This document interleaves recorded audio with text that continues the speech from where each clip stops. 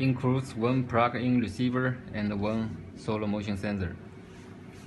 And we pay attention on the solar panel and the on-off button.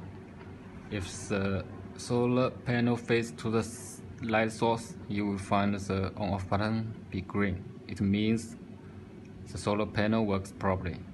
Okay, we turn on the sensors by pressing the on-off button 4 times.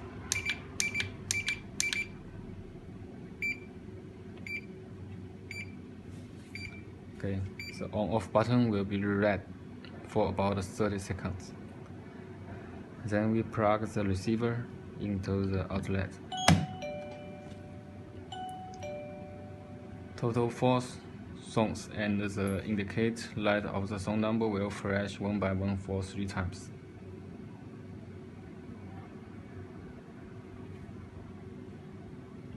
If the red light be off, it means the sensor can be activated.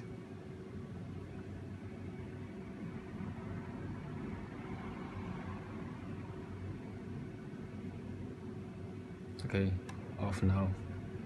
Wave your hands in front of the sensor. Ringtone prompt. Try again. Okay.